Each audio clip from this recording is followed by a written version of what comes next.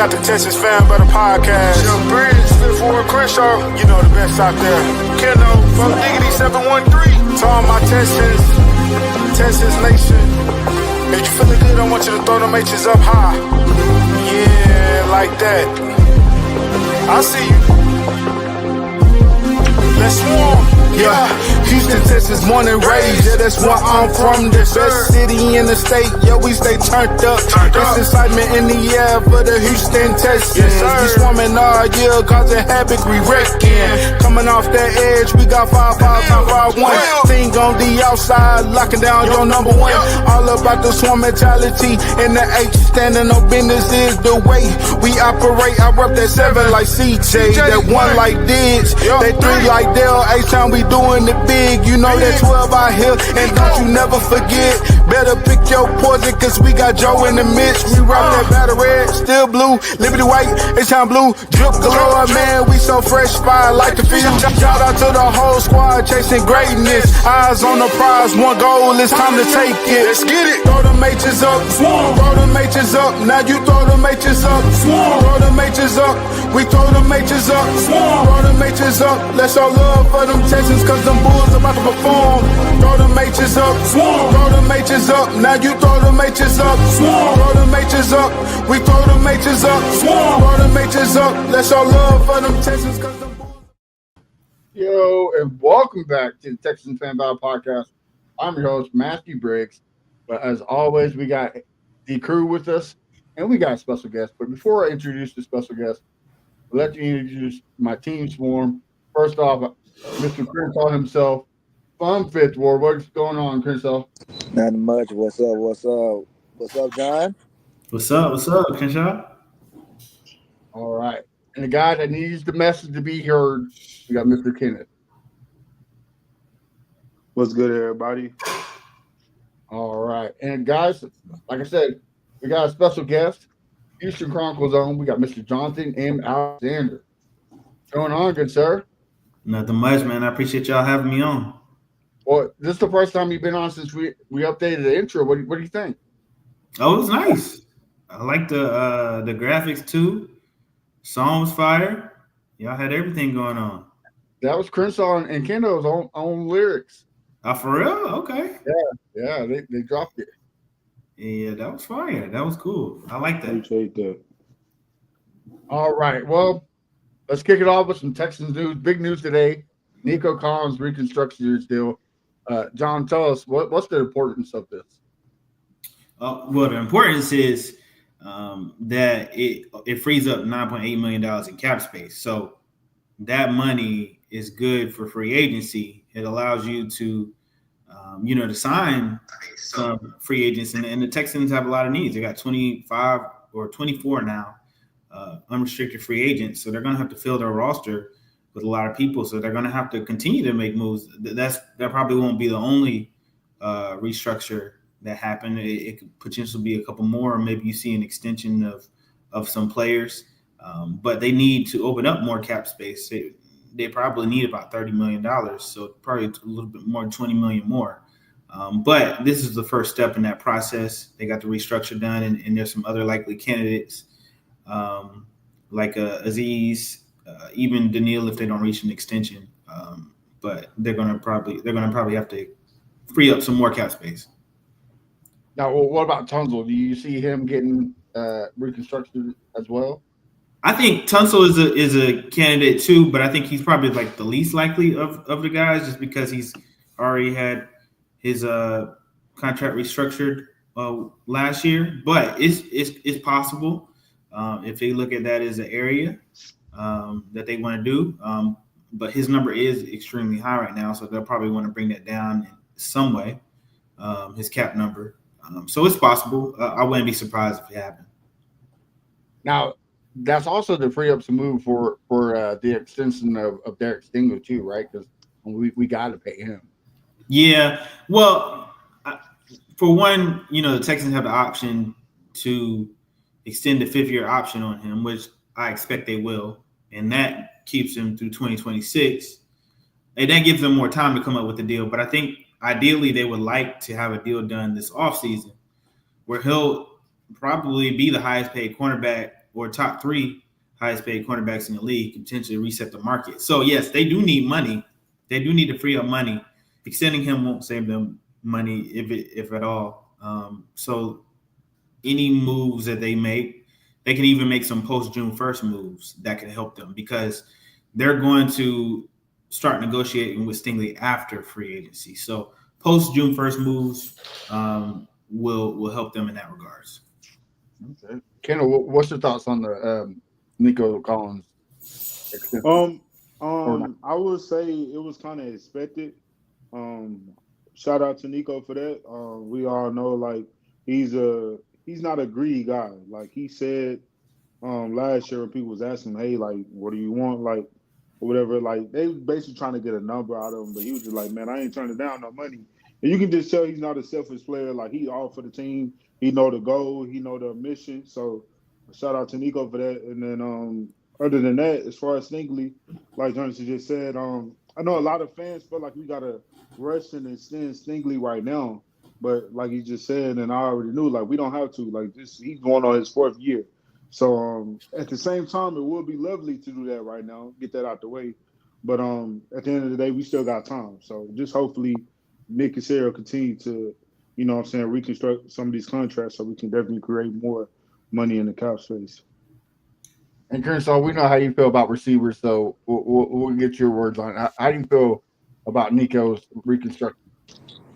Well, we definitely needed it because we don't have any money. I'm curious to see how the rest of it's going to go for free agency purpose and everything. But let me ask John a question right now.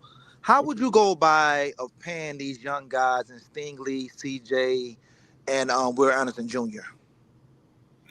I mean, I think all 3 of those guys are going to be the highest paid at their positions.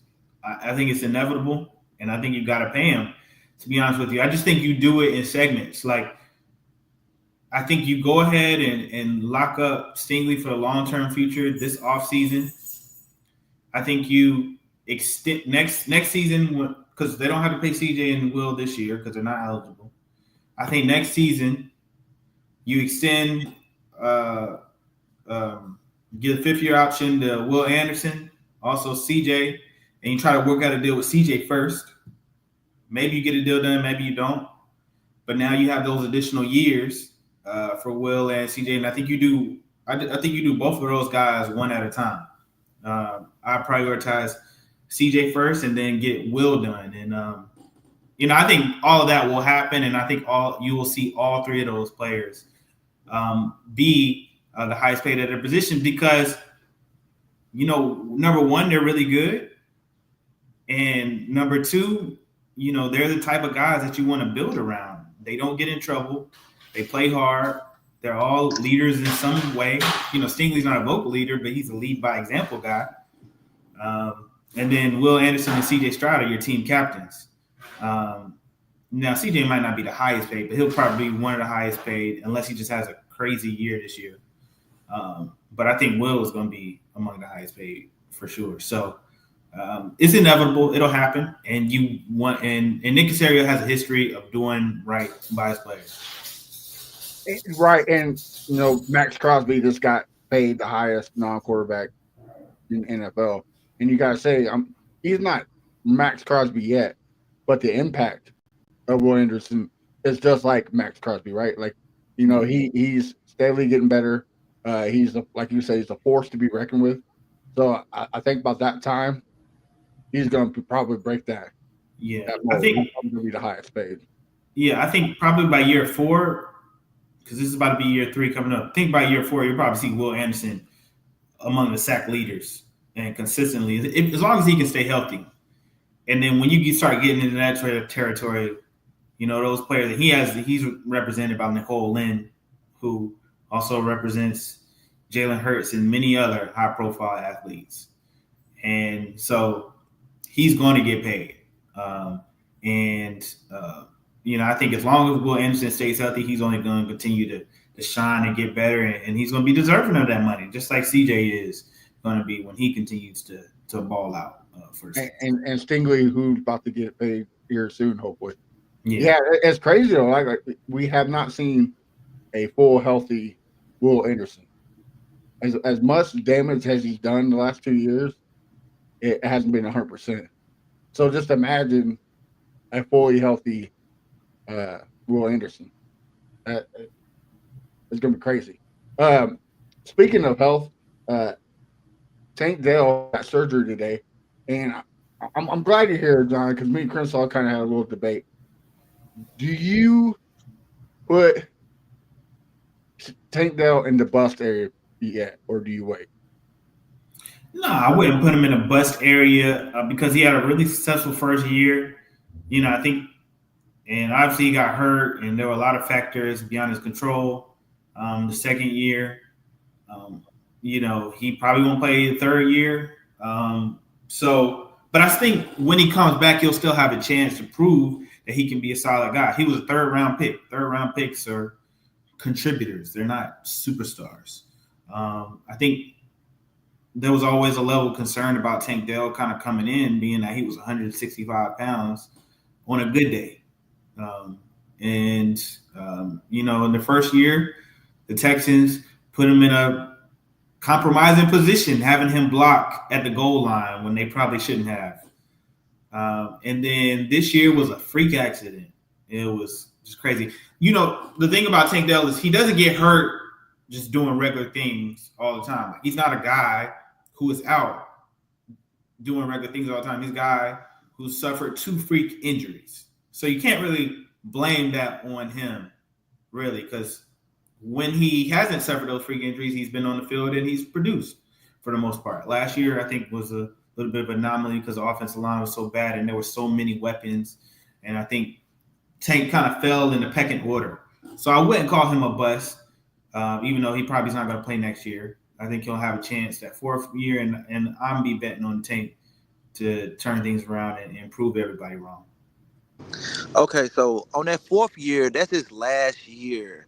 Now, if you Nick Caserio, would you invest in him on a long-term contract, knowing his injury history? I get it; it's freak accidents, but his body size doesn't, it doesn't last as long. So, would you give him a 3-4 year extension in year 5, 6, 7? No, and I don't think Nick Caserio would do that just because he's had injuries in his first year and probably won't play in his third year. They'll probably, say he plays well his fourth year, they'll probably give him a 2-year extension and say, hey, go out here and do this contract and we'll do right by you and give you another one. But they'll want to be careful, or they'll, fill the contract with different incentives for him to hit. Like if he plays a certain amount of games, he can earn up to this amount. If he doesn't, he doesn't. They'll probably put outs in the contract that if he does get injured, he's not guaranteed money past a certain year. I think the Texans will be safe with it, and they're safe with all their players who get injuries. I mean, you look at Nico Collins' contract right now, and he's not one of the highest paid receivers in the league, but for that time he produced like one of the best receivers in the league. But that was because Nico Collins has an injury history. So, Nick Caserio will be smart with the contracts. Yeah, I could see them doing the same thing they did for Brevin, like extend him for a year if he do pretty well on his fourth year. But if he get hurt again, who knows what may happen. Right. Yeah, and I do agree with Crenshaw. It's kind of sucks that he's going into the third season most likely not going to play the whole season. So he's missed more games than he started. But like you said, freak accidents do happen. Man just can't catch a break. Like I said, being in a poor position against Denver and then getting shot and then now getting tackled by your own player, man, it's heartbreaking for the young guy. You just gotta hope the best. So hopefully, smooth sailing for him after his surgery and he gets back onto the field. Going forward, what do you see Nick Caserio doing in the next couple of weeks when free agency comes about? Yeah, I expect Nick Caserio to probably not be super active on the first 2 days.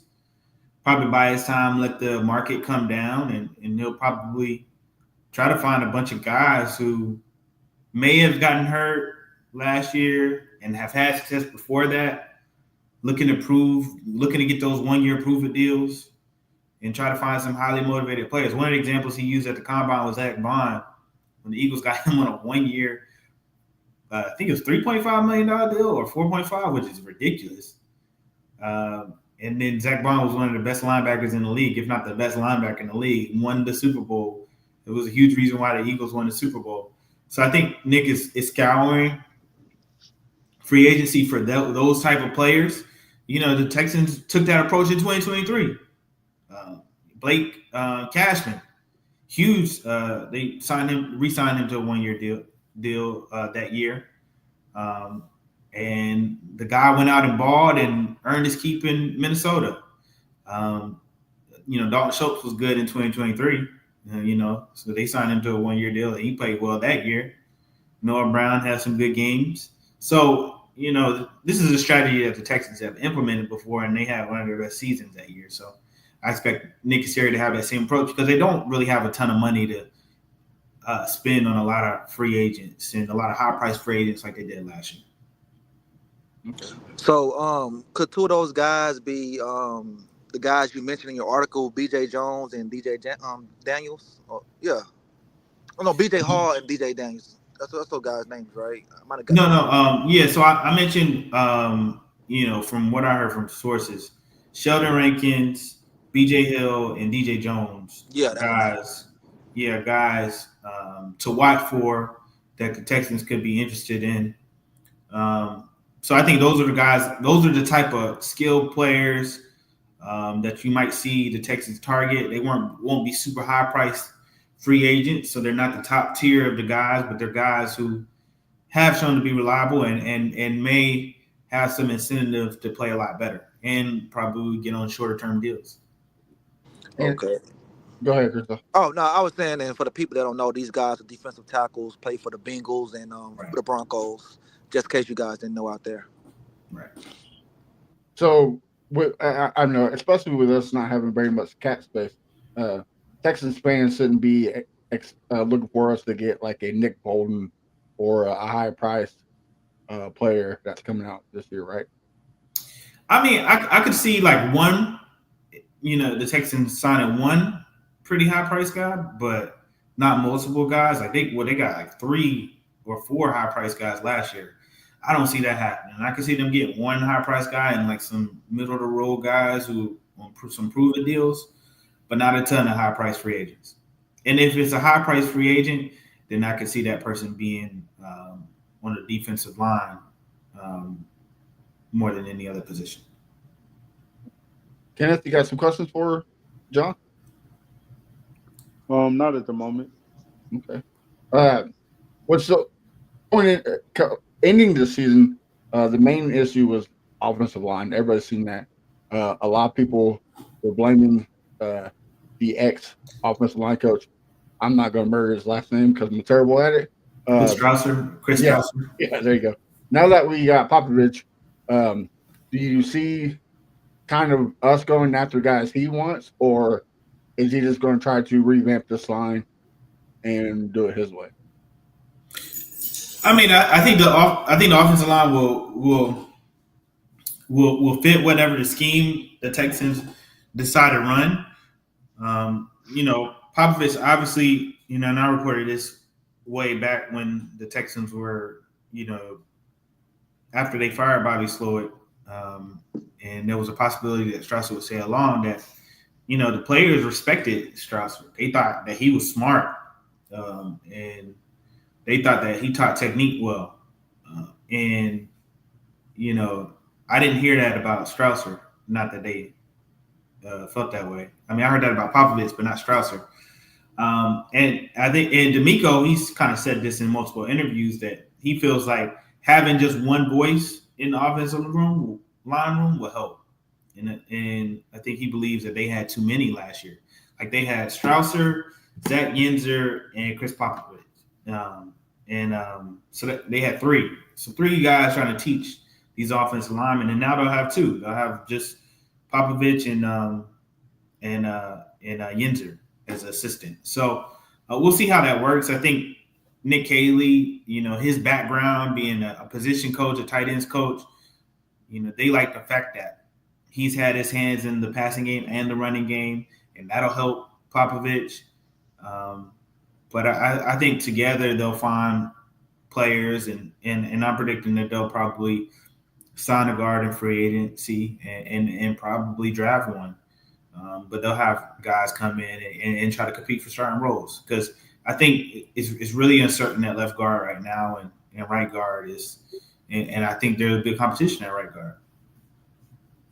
Yeah, and it's still up to grabs. Like if we cut Mason, don't we save like close to $9 million or something? Yeah.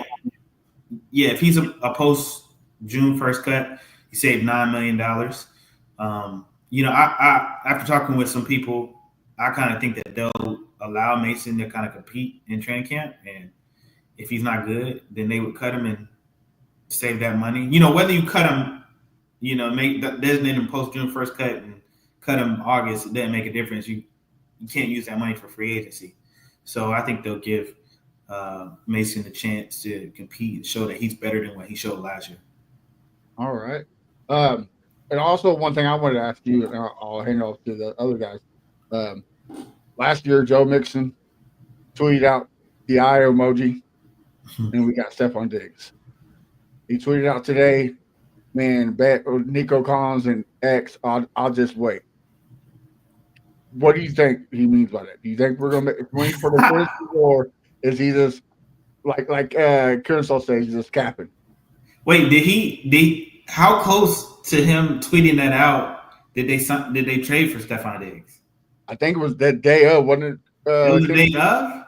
I think so. I think it was like maybe a week or two in advance. I thought it was closer than that. Sometimes people just blowing smoke. Maybe he heard that they're trying to target somebody, but deals don't always come through. I don't know. I do know the Texans will be in the market for a veteran wide receiver. I think it'll come a little later after they save some money. But I don't know. I don't know what he means. I don't know what he means by that. A lot of guys just put stuff out there to see what people say, and he may be responding to something he's hearing. I don't know, but it'll be something to watch for sure. It's the off season, right? He has to find something to do, So why not? Chris, you got anything else for John? Yeah. I got something for Jonathan Money Alexander. Okay. Can you give us an insight of what you heard or what you seen with your own eyes that went wrong last year with Bobby? Because the offense was night and day from CJ's rookie year to his sophomore year. And we were all frustrated as fans in the stands, on TV watching, because we thought this offense was going to be elite, top 10 level, but we was bad. So can you tell us and the fans what you seen or what you heard that we don't know? Well, I wrote about this at the end of the year, so I don't know if everybody read my story. I wrote about this in January, and then I wrote a little bit more in February after Bobby got fired. But I think one of the biggest things first, you start off with, I think the Texans misevaluated the offensive line. I think, they assumed that Kenyon Green was going to take another step. And he did not, and they did not have a backup plan over there. I think Juice Scruggs underperformed. And then Shaq Mason did not look in shape and regressed terribly. So you had that issue of that offensive line. That was a little bit unexpected. Then you had the issue, and I wrote about this in my story in January, that Bobby Slowick and C.A. Stroud did not always see eye to eye. They had a little bit of disagreements of how CJ would be used. I think there were some people who felt like CJ was in a box, and Bobby Slowick really wanted to keep CJ in the structure of the offense. And CJ had a lot of success in 2023 by playing outside the structure of the offense, making plays, playing backyard football. Of course, that's not always sustainable, but Bobby even talked about it in a lot of his press conferences. Defenses adjusted to how Bobby Slowick was calling plays. They took away a lot of the explosive plays and a lot of the deep shots. And Bobby Slowick ultimately never had an answer. A lot of the halftime adjustments that you wanted to see, Bobby Slowick didn't correctly make the halftime adjustments. That was the thing that was frustrating. And Bobby Slowick never really had an answer. And I think that frustrated the heck out of D'Amico Ryans. I think D'Amico Ryans felt, and I know this for a fact, that D'Amico Ryans felt that the defense was good enough to win the Super Bowl and that they had given the offense enough pieces that they should have also been good enough. And the fact that the offense could not make adjustments was really frustrating. And D'Amico felt like they could reach another level. They were capable of reaching another level. And I think Bobby Slowick's inexperience as an offensive play caller really hurt him. And I think that's ultimately why things didn't work out and why he was ultimately fired and why D'Amico felt like he needed to go in a different direction. I have a question, John. From the outside looking in, I feel like, me personally, I feel like D'Amico is not. I don't think he want an experienced guy. You know what I'm saying? When it comes to a former head coach as an OC coming in, or you know what I'm saying, a guy that probably never been a head coach, but been an OC for other teams. What is up with D'Amico going for guys that not experienced and calling plays and you know what I'm saying, things of that nature? Like, do you think he don't want like somebody experienced, or he just like, what do you think when it comes to that? No, I think he would have been open to it. Like, they inquired about Chip Kelly, who has experience, and they talked to Chip Kelly. And ultimately, Chip Kelly's asking price to be the OC was more than what they were willing to spend on a candidate who they didn't think was much better than the other candidates or who was on equal playing field as the other candidates. So he would have hired an experienced guy. I think the first year, the situation was a little bit different.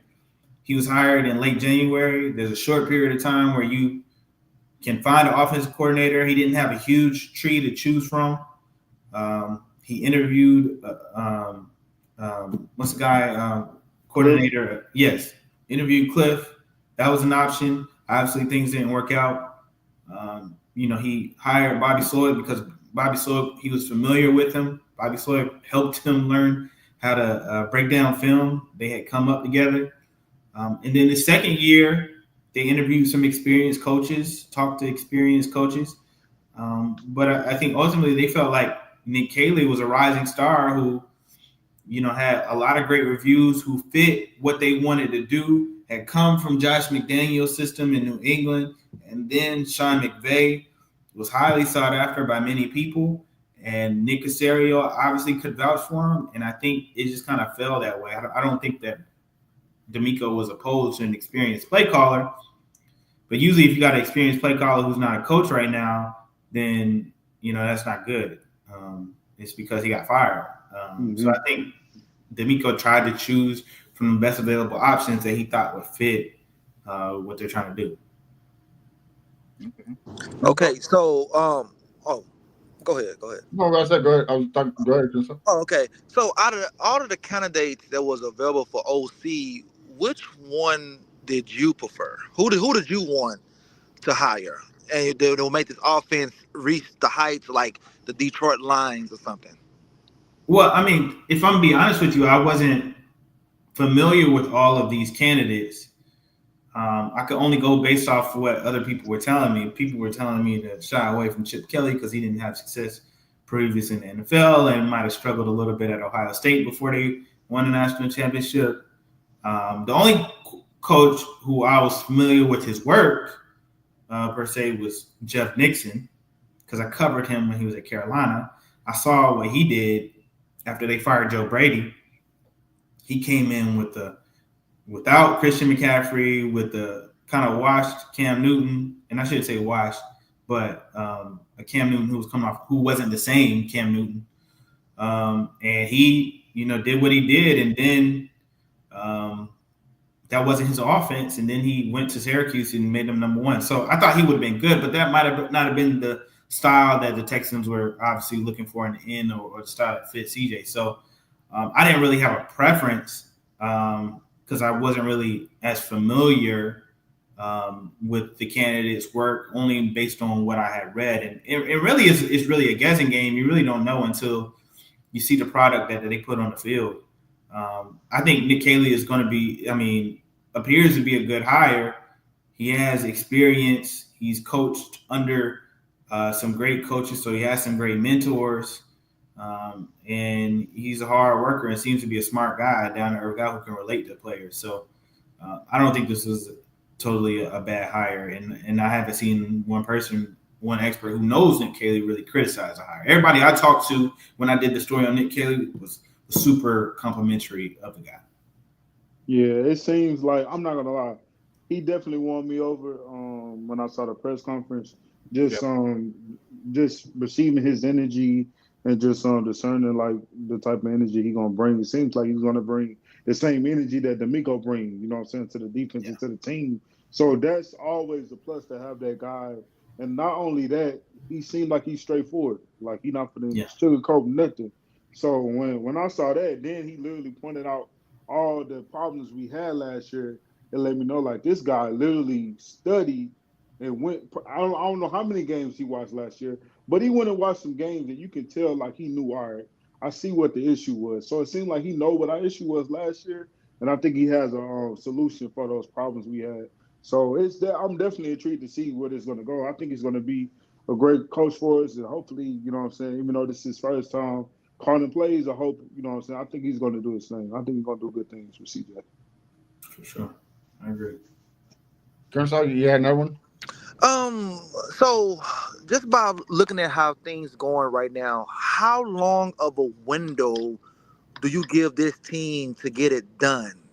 Because, once you pay a quarterback, a lot of things change. So give me your time frame of a window to at least get to AFC Championship game. At least get there. I ain't going to say Super Bowl. I want to say baby steps first. At least the AFC Championship. What's your window time frame? I think this year coming up is the year that they have to do it, really. And I think typically you see quarterbacks really take a leap in year 3, like I'd expect CJ to do. But, I really, the Texans are trying to do as much as possible and trying to sign and have as many good players and win in this time frame that CJ is on a rookie deal. I don't know how much longer he'll be on a rookie deal. He could sign an extension after next season. So I believe the timeline is right now. I think the Texans need to be able to get to the AFC Championship game next year. And I think the AFC right now is really wide open. The Ravens are always going to be really good, right? But I think the Chiefs are going to take a step back this year. We already saw that. And they're trading their offensive line. They probably have a plan, but I think they're truly going to take a step back. I think the Bills are a team that the Texans can beat. I think they're good, but they're a team that the Texans can beat. So right now, really, you're looking at the toughest competition being the Ravens, and they have to figure out things on defense. Eventually teams have to recalibrate because contracts become too much, and I think that's what you're seeing among the top teams in the AFC. And so I think right now is the time that the Texans take a step. And while CJ is under this rookie deal, and this could be 1 or 2 years, but I think right now is the time that they really have to take a lead. Okay. Well, John, we know that you have to get going. Your time is very valuable. So before I let you go, you can't say Houston because we know you got love for Houston. Any other city that you went to, where's the best food you got from? Me and Chris are big backs. We love our food, so we're all about it. Best food, just food in general. Yeah. Miami always has great food. Miami always has phenomenal food, and I haven't been there in a couple of years, but I do like Miami. Miami is an underrated food city because it has so many different cultures. And I love anywhere in the South. I think the South knows how to do food better than the North does. The North. I'm sorry if y'all from the North, but the North can't do food. Okay.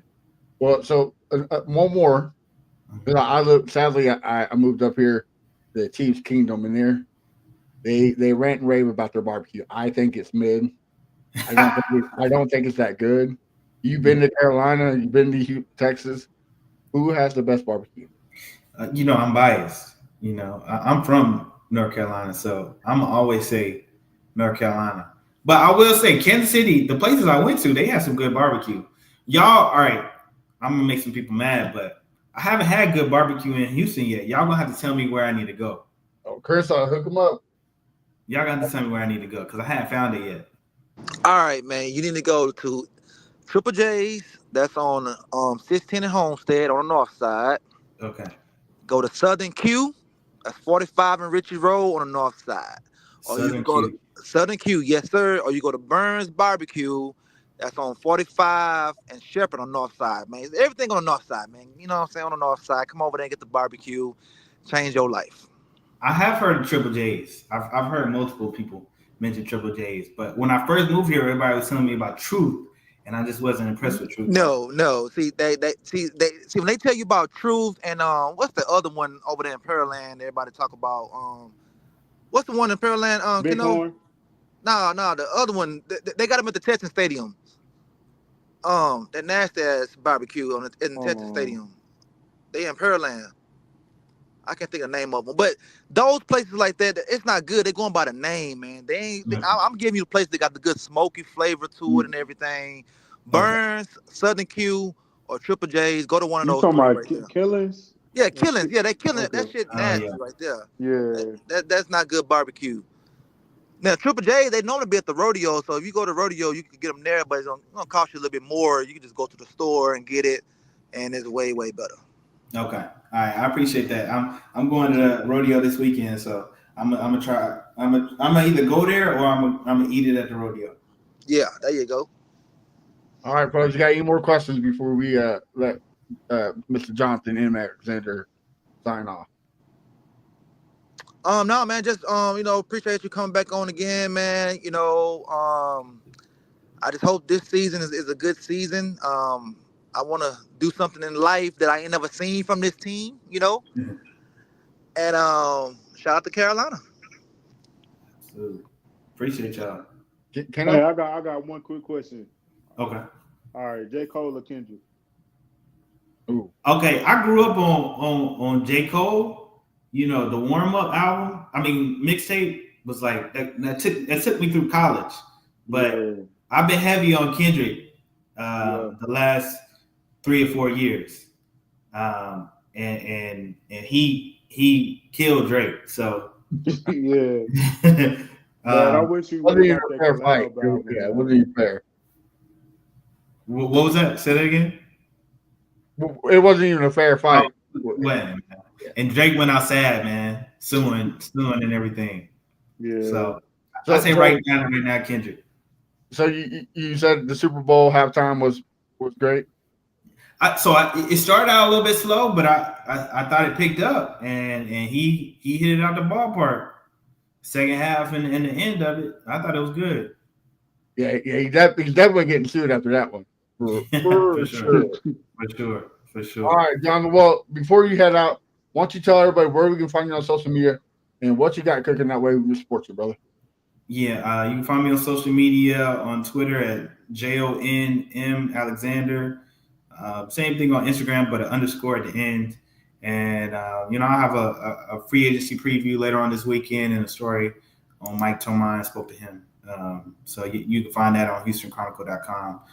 And I'll tweet. I always tweet all my stories, so check me out there. All right. Well, Jonathan, thanks again for coming on. It was Appreciate a pleasure always to have an open spot for you. So more welcome. Appreciate it. Anytime. All right, y'all. Be easy. All right, have a good one. All right, fellas. You keep it going, or we end it here? Oh, you keep it going. We get a little debate going because Mr. Kershaw think my man Joe Mixon out here capping. Look, He is capping. Man, he ain't capping, bro.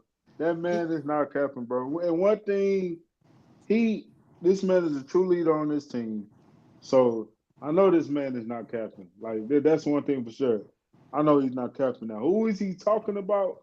Of course, the reason he didn't say a name, you can't really say a name, for one.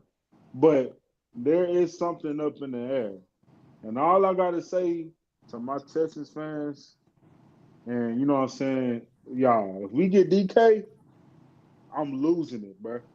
I'm telling y'all right now, I'm gonna lose it. Like bro, it's gonna be up for real if that happens. I know the money. We got some things we got to do, but hey, if you trying to go all in, you got to make it happen. Hey, bro, you know I love you, right? You're like a brother to me, but Hey, you're gonna be sad, man.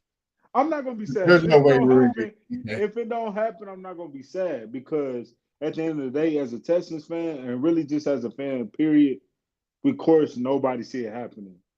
But my thing is, if it does happen, like the energy is gonna be stupid. Just having them two guys, Nico and DK, on the same team with CJ, like, bro. But yeah, and I'm gonna say this: I don't want no Tyler Lockett. I don't want no Christian Kirk. I'm sorry, y'all. Like that's just me. I know them two guys you be wide receiver two on the team. I get that, but me personally, I don't want to go for the medium level guys. If that makes sense. Yeah. If you can go get you a DK, if you can go get you Garrett Wilson, like go do it. You know what I'm saying? Like Well, just Garrett go do it. Wilson, he's just admitted he's off the table. He's happy with Aaron Glenn and Rogers being cut, so I think he's staying put. You think? But I agree with like the only people I want, and I really don't want them. Uh, Chris Goodwin, you don't know how he's gonna come back with that injury, so it's kind of a question mark, and you don't know what kind of money he wants. And Devontae Adams, I mean, would it be nice having the old Devontae Adams? Yeah, but when's the last time we saw the old Devontae Adams? Yeah, You know what I mean? So yeah, I think you do have to make a trade, and I, you make a trade and you still draft because this draft is full of great receivers. hmm So you bring one in to kind of learn, and like if Crenshaw's right, Tank is a bust. You guys replace him. for So sure. Cushion's a blow. I think we make a trade for like Brandon Ayuk, and I really don't want him because of the cap. Cooper Cup. That's who I think we go after. But I just I'm not gonna lie, I don't want no Cooper Cup either. I got love I for love me Cooper, some Cooper Cup, but but he's getting old and yeah, if you're gonna spend money, you might as well go big. You know what I'm saying? You gonna spend that money, in you the might as injuries. well. We already have injury prone receivers. We don't need to add to it. You know what I mean? Exactly, exactly. So, Crenshaw, what's your thoughts? If this was 2026, the DK trade made sense, but there's no way they can get DK and give him what he won for his salary. Um, Tyler Lockett and Christian Kirk, to me, and Devontae Adams, I'm okay with all three of those guys to come in because I know what all three of those guys bring to the table, especially Lockett and Devontae Adams. Devontae Adams last year, they had, I think, 1,100 yards, and he played with two bad quarterbacks last year. Two bad quarterbacks last year.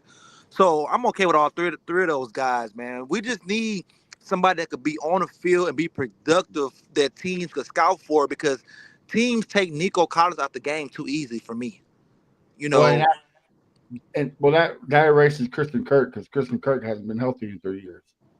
I mean, well, Christian Kirk, yeah, he had that one good season with Jacksonville, and then he had I think a 700 yards next season. And last year he only played 8 games. But you got to look at too. T. Law has really declined every year as well. So quarterback plays a huge factor in a wide receiver.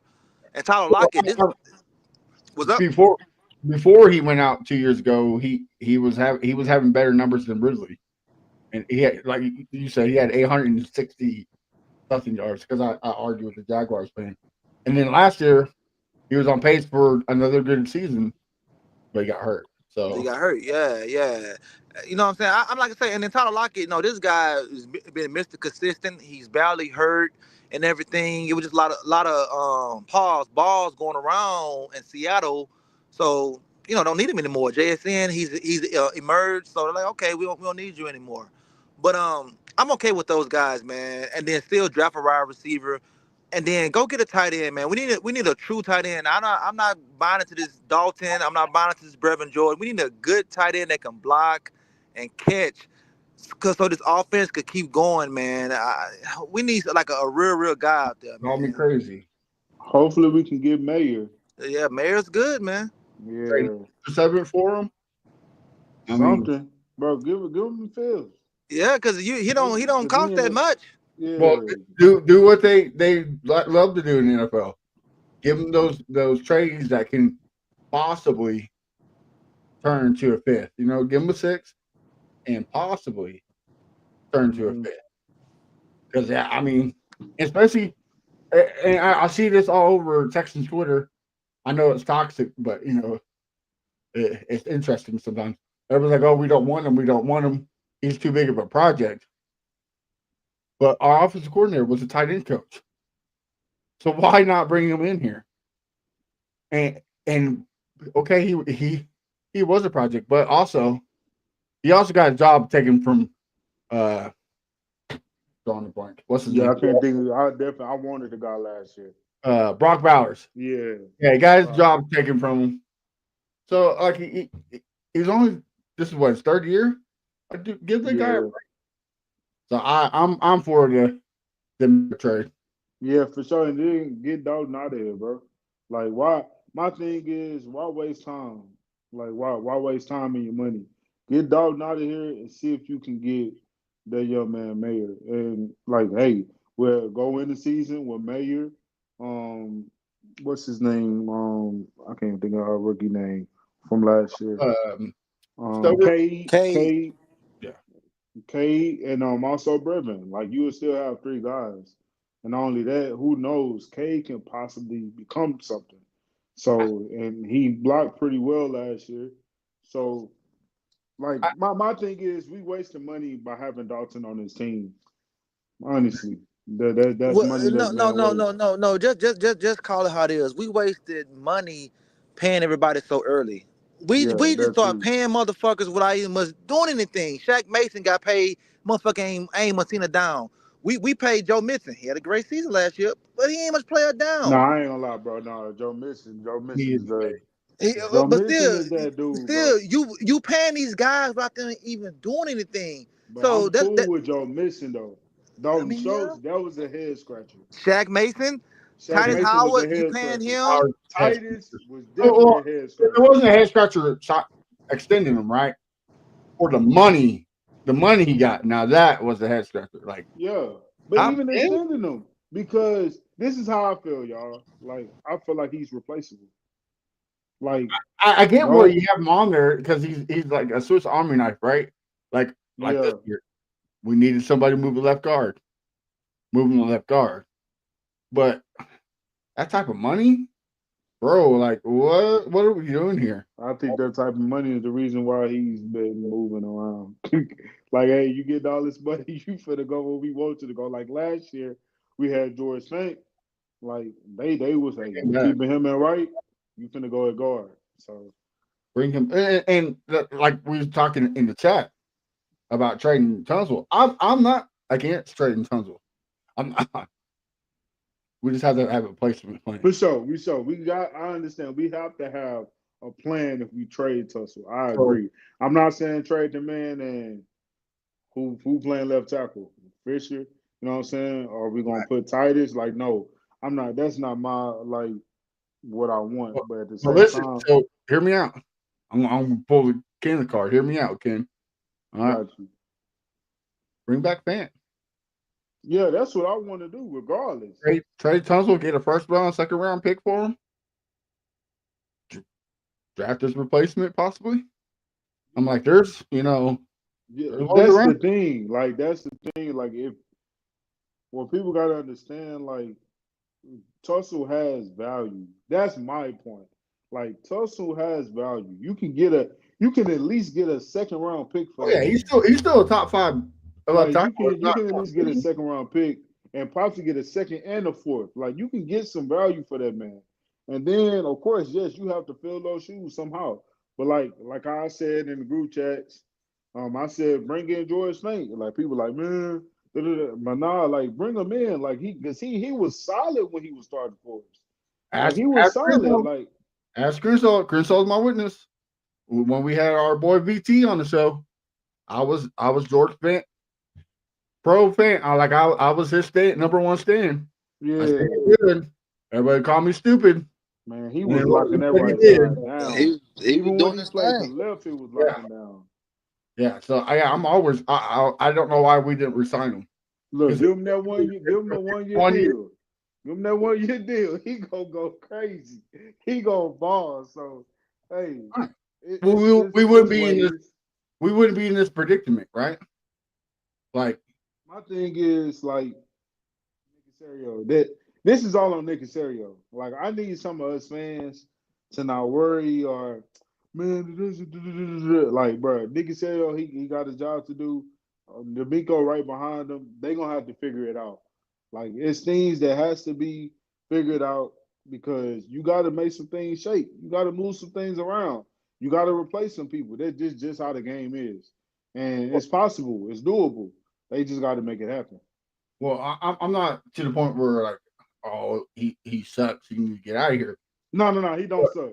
I just see it as he got Well, value. no, That's all I see. there are fans, Yeah. already wanting his head, but you see somebody like the Bears. Mm-hmm. They got a whole revamped coaching staff. They got a young quarterback. And they already made 2 trades Mm-hmm. to get new linemen. Like, come on, man. You literally came out and said that the offensive line was the problem. Mm-hmm. But yet you do nothing about it. Yeah. We're sitting on My your hands. my thing is, I know people say it's hard to trade for offensive linemen, but I don't know. Like, I'm curious. I just hope we don't go into next season with the same line. Like that's what's gonna like really have us like, bro. Like, so hey, we definitely gonna be discouraged if that's the case. Well, Even hold if on. we do draft a guy, it's still gonna be discouraging.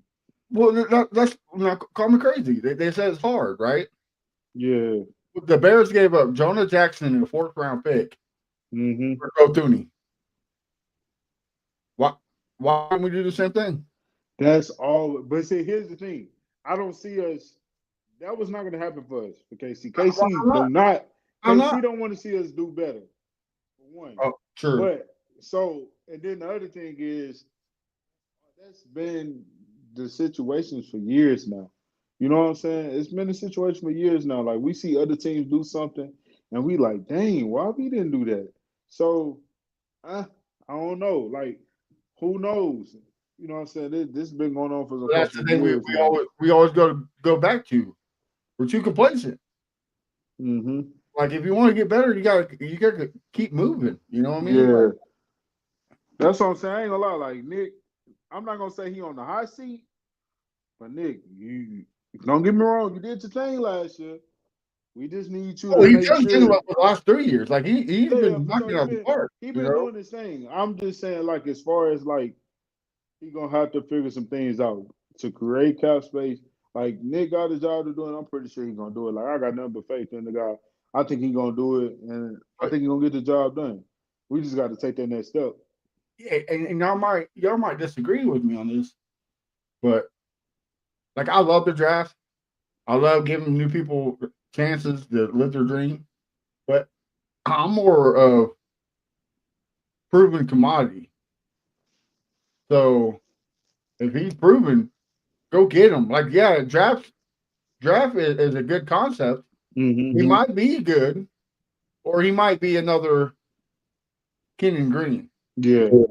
Like, I get you guys want to draft a guard, but Joe Thuney is what, a 2 all-time pro? Like, go get me a Joe Thuney. I'm sorry. That's just how I see it. Yeah. The I center, just know I the just know center from the KC getting Falcons. one of the second or something from us. Well, but okay, still the center from the South Falcons. He was ranked the top 4 center of all NFL. What are you doing, Nick? Go make it happen, Captain. Like, Yeah. He gotta go. He got yeah, he put it on your at hand. least he gotta trade for one interior lineman. He has to trade for one at least. And then if you want to pick up one more, like and free agency, cool, but he got to trade for one, and that's one guy right there from ATL. Man, trade for that guy. And like I told Huncho, put that man in center. I'm sorry, Patterson like that. He's not solidified at center. I'm No, sorry. So you move him to know, guard. so yeah, move him to guards. You got to like, man, go, make it happen. We need that interior right And because like, that's and the like, only way we're gonna in the get to the wise J words of Lo. Crenshaw, Yeah, he needs competition. Can't be competitive. He facts, needs that boy some competition. facts. The Crenshaw, whole you got line anything need to say? competition. Yeah, man, they all need competition, man. Don't be Mm-hmm. handing these guys the job. Put somebody behind them that want to take that job, man. We need thirsty guys like CJ's rookie year when those guys was out and the offensive line gel together. I just can't have my quarterback shell shocked this year because last year he was definitely was shell shocked and he didn't look the same. I Mm-hmm. mean, it was Until it was too late. countless times in the barbershop, I got to make excuses for my quarterback because he was Yeah, looking really bad because of that offensive line. fellas, So I we got a got we theory. what's up? Not Keyshaw, keep going. I'll say it after you. Okay, so we got to get the offensive line right, but like John said, and as we see as well, we don't have that much money to actually get that position right. So Nick, you got to make some things shake, bro. You got to make some things shake, or hopefully Cole seeing what he's seen last year that they didn't change, that we could change this year to get that line right. Because I'm telling you, man, if that line the first couple weeks and CJ's getting smacked around, it'll be a long season again. We got to depend on defense, and then they're gonna wear out come playoffs. I have a theory, fellas. What's up? And the more time goes by, man, the more I feel like this is the case. Fellas, I feel like CJ had a down year last year is because he wanted Bobby Sloyd gone. I have a feeling he wanted Bobby Sloyd gone. So he did a little something here, a little something there. He looked it bad here, you know what I'm saying? Like it was an up and down year. He was getting smacked around. I personally feel like this man wanted Bobby Sloyd gone. So that's why he played the way he played. Now, the only way that's gonna prove that right is if next year comes, this season comes, and this man is having a MVP type season that everybody thought he was gonna do last year because they had him the favorite to be the MVP last year.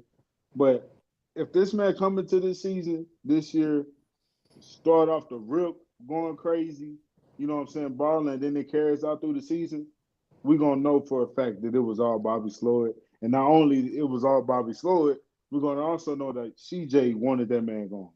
Because it was some plays that this man was holding the ball and people was open.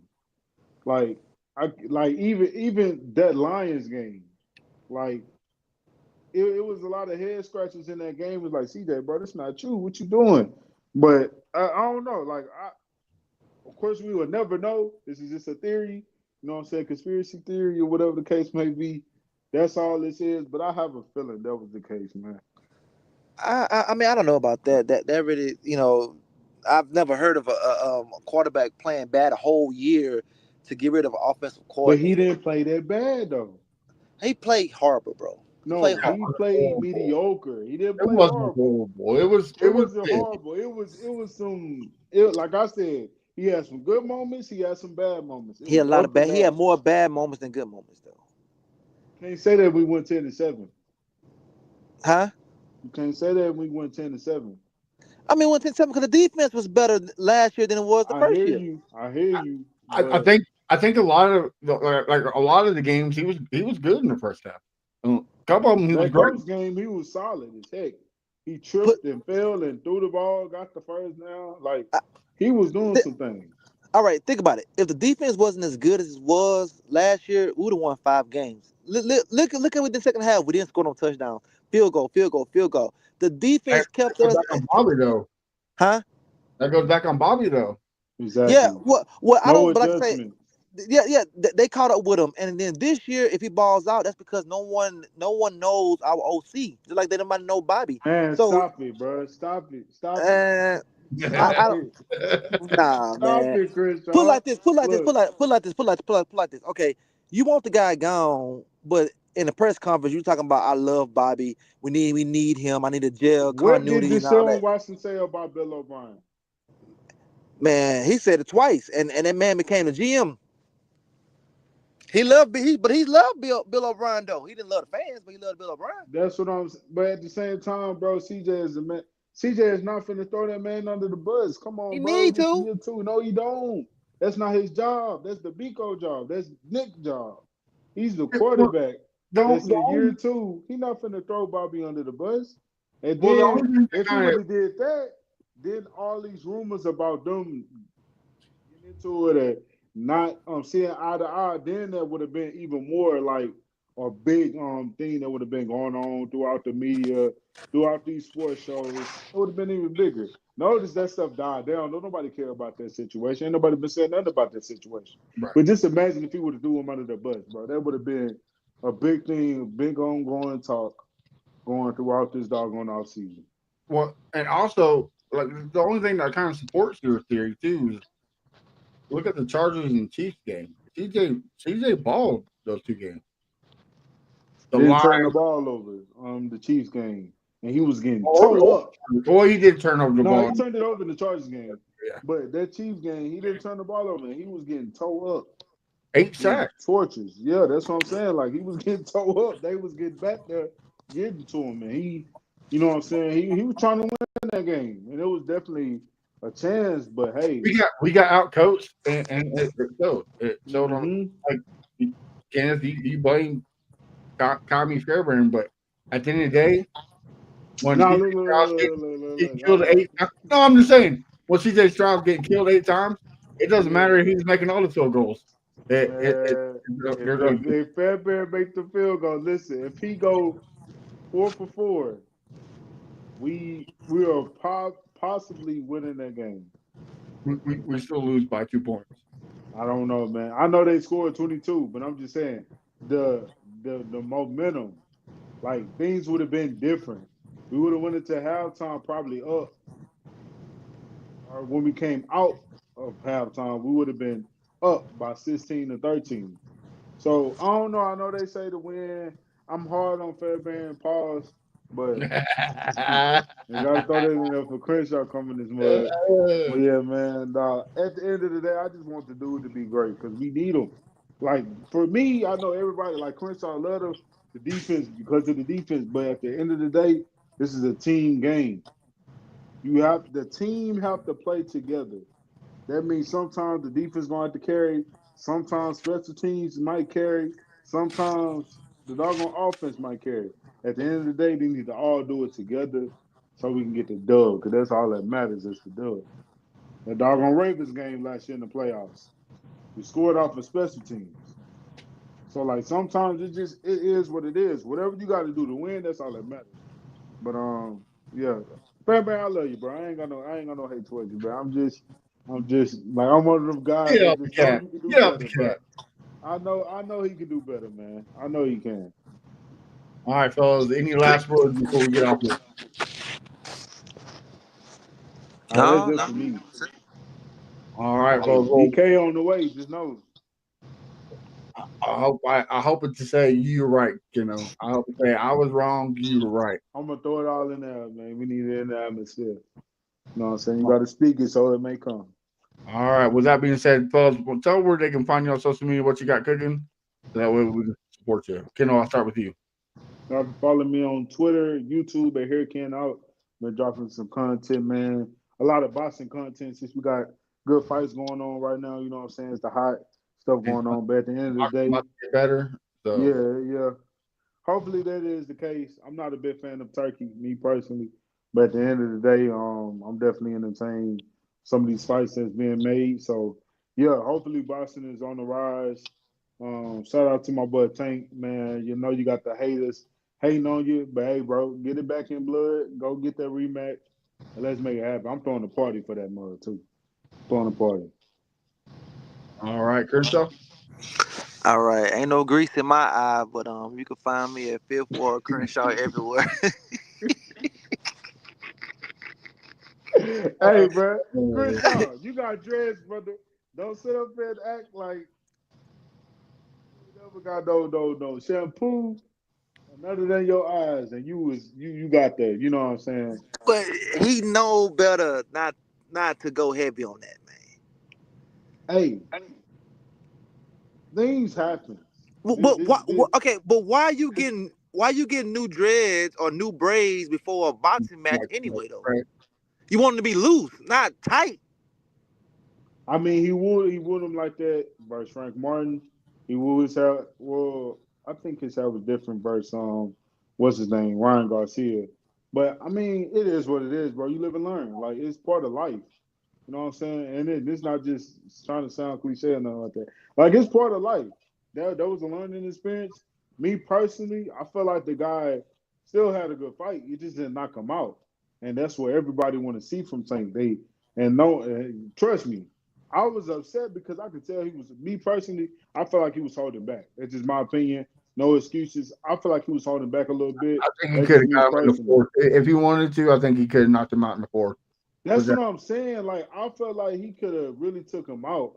I think he got too much love for Lamont, but now their rematch is gonna be different because of all this stuff going on.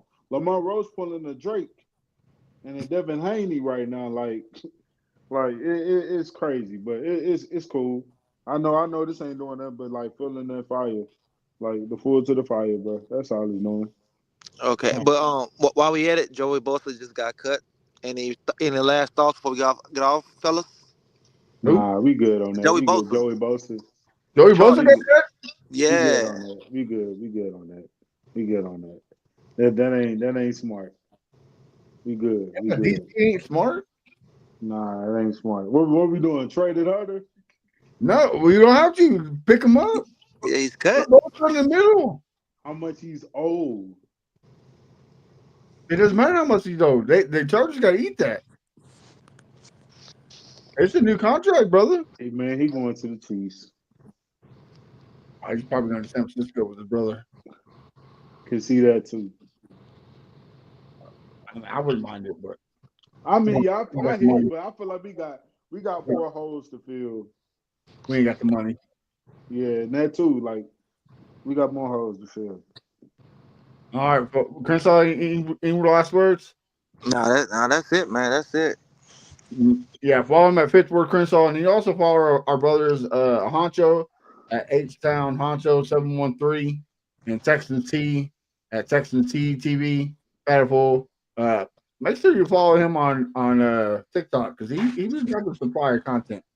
Also, you can follow me at A1 Day 1 Texans. Make sure you follow the page because here shortly we're going to be dropping some new content, like I mentioned last week, like Texans here came out and Crenshaw's Contentions. So there are going to be some good ones. Make sure you join with us next Wednesday when we have NFL expert Scott Alska. I hope I didn't murder his name. I probably did, but I'll apologize until next week. Till then, stay blessed, stay up, and we'll be rooting for those Texans. Have a good I'ma calm down. Once we chop it up, there's an H-Town anthem, so we gotta slow it up. This the best podcast known to man. We been raw. You heard it here first from Keno and Fifth Ward Crenshaw.